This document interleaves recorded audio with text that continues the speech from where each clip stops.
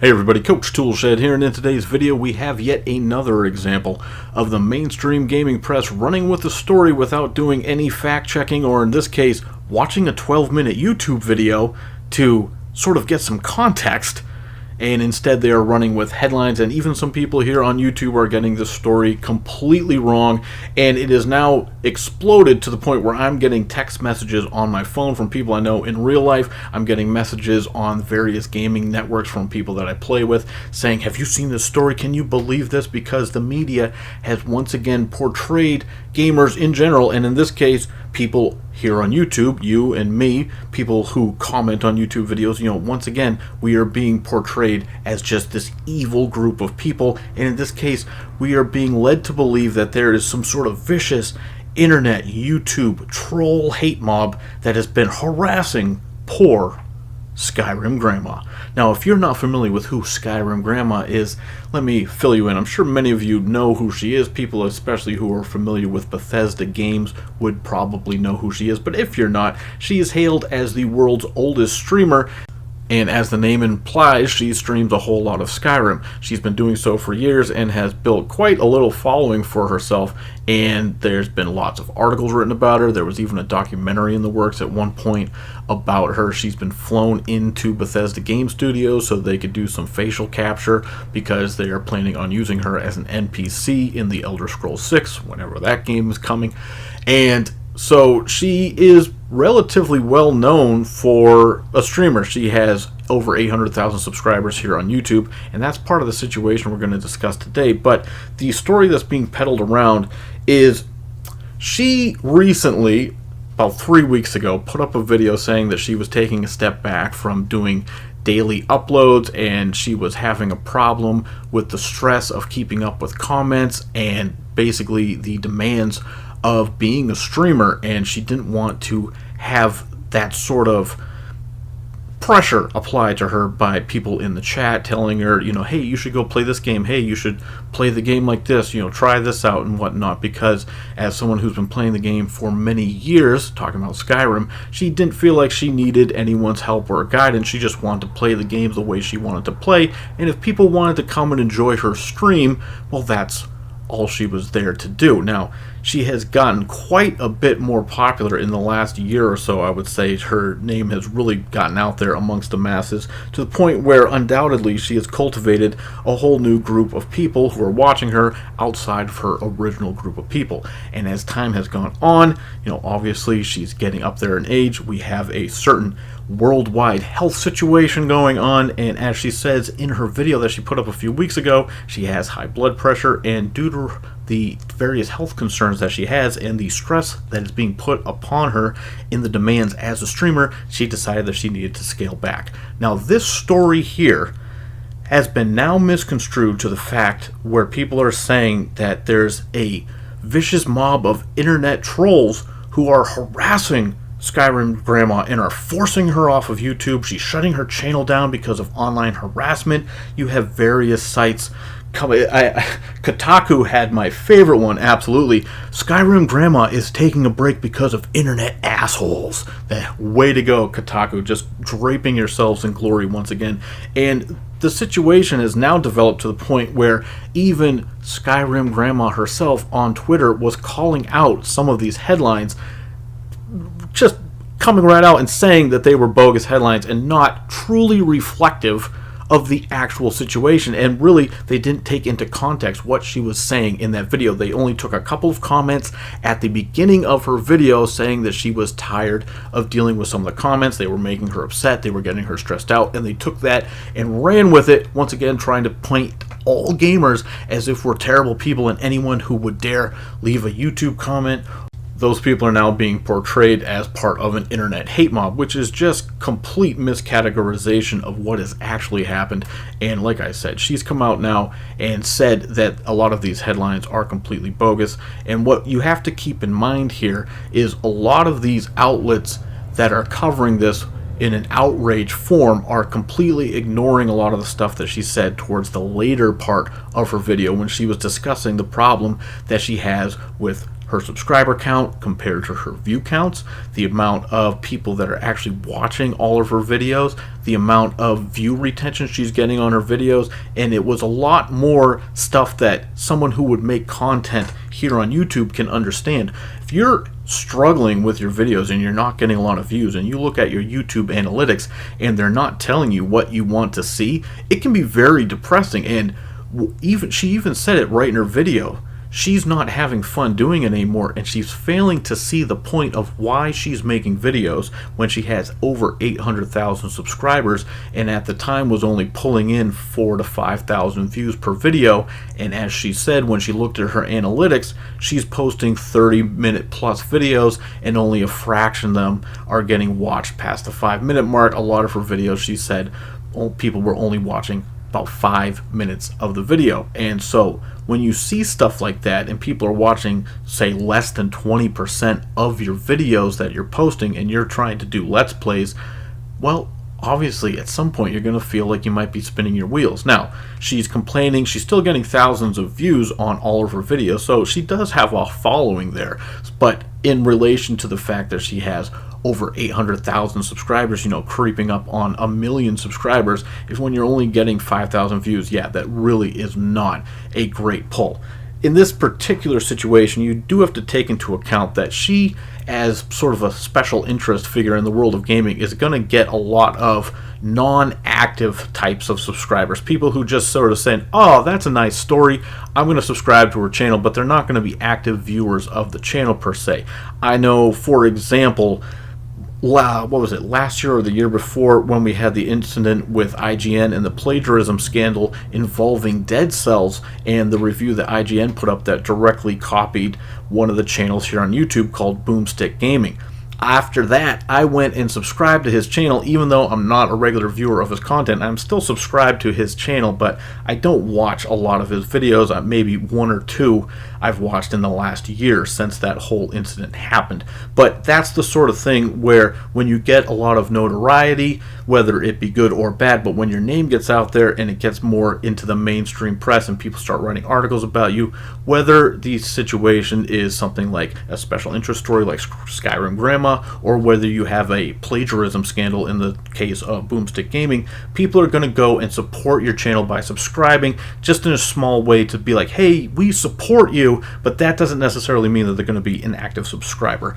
In this case, she was looking at her analytics, and it can get very depressing when you're not seeing the sort of return that you think you should be getting.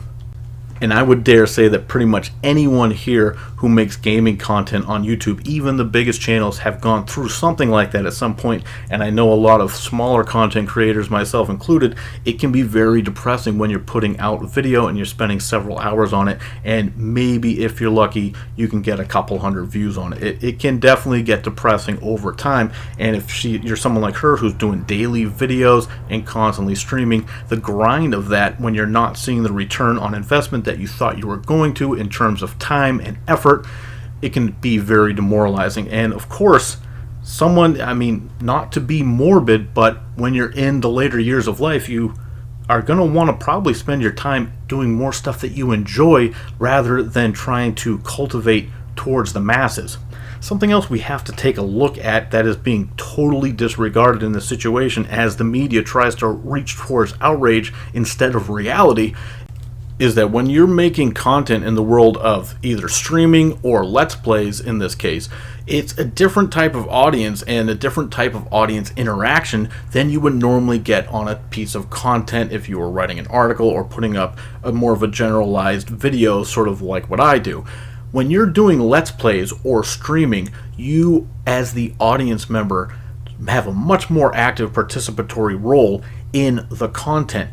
It's generally accepted that your audience will give you hints, give you tips, give you recommendations for further games to play. Now, whether or not you want to listen to them, that's up to you. And if you're burnt out on listening to the audience when it comes to that, if you're getting, many comments telling you, oh, go play this game, go play that game, yeah, it can be overwhelming and stressful, especially someone like this who kind of probably has a lot more fame than she ever expected, and coming so late in the game, as it were, for her, just having all this attention sprung on her, and more people coming and watching her content over the years, people who weren't part of the small tight-knit community that were there at the start. As it expands, obviously that's going to lead to more stress and more pressure as you're trying to cater to a much wider audience, and it's only understandable that someone's going to get burnt out doing that,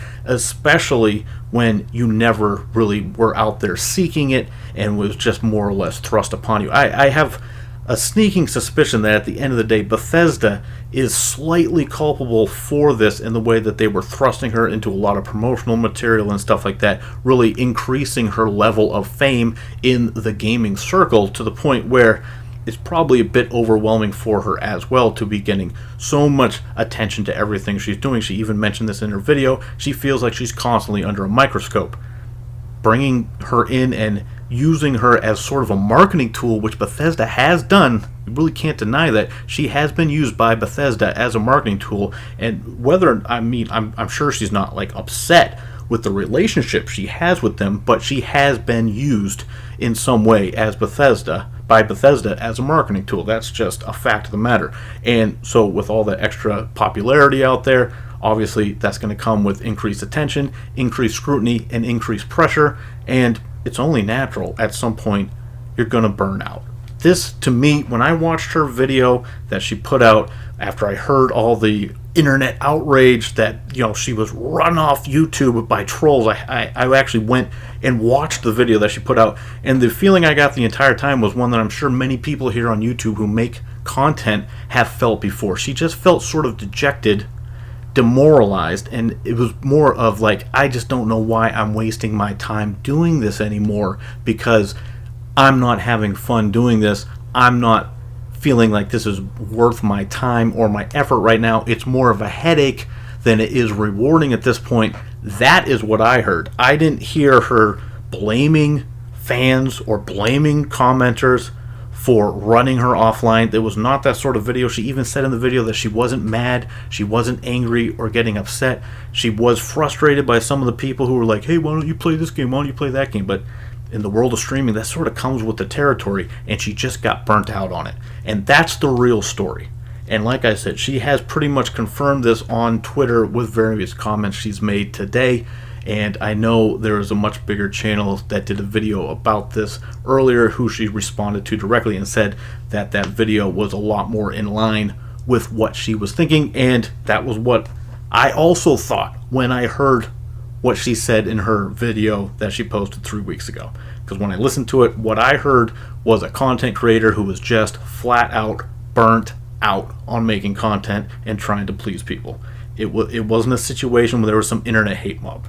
As much as the media wants to paint every situation as, remember, go back to last year with the Oublist developer who courted the controversy, and then it was all of a sudden gamers' faults when they reacted to the direct antagonization of of themselves. It's typical, it's par for the course, but the fact is now you have YouTubers jumping on right along with it. Not all of them. Again, I've seen some people getting the story right, which is good for once. Some people actually getting a story right, but I've seen some channels getting it totally wrong. And like I said, several headlines I saw in the last 24 hours about Skyrim Grandma being forced off because of trolls, and as Kotaku said, internet assholes. Well done, Kotaku. I also should point out this notion that people who are throwing out a tip or trying to give you a hint or making a suggestion for, oh, there's an item over there you could use or something like that, I don't see how that's someone being a bad person. But there's this notion that if you're trying to give someone a suggestion, that it's inherently bad now. One of the most sought after things in any video game is tips. Tips and tricks. You see this all the time. Any big game that comes out, you see people with tips videos that come out, especially for multiplayer games or stuff like that. But really for any game, tips videos is one of the #1 most searched things for any game, because people want tips.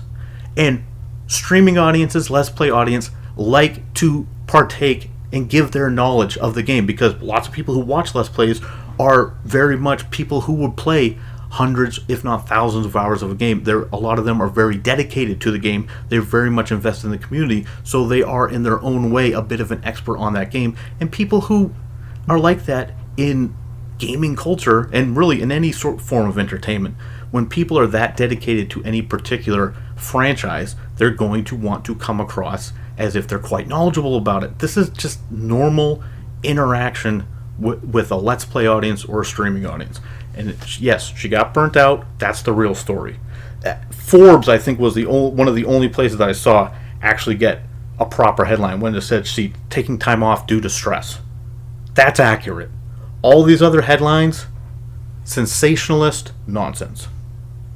Anyway, that's it for me, Coach Toolshed. Let me know what you guys think down in the comments below. Again, this is not the sort of subject matter I normally would cover, and hopefully I won't have to cover something like this again for a while. Let me know what you guys think down in the comments below. Please subscribe if you want to stay in tune with the channel headed forward, and as always, keep it turned to 11.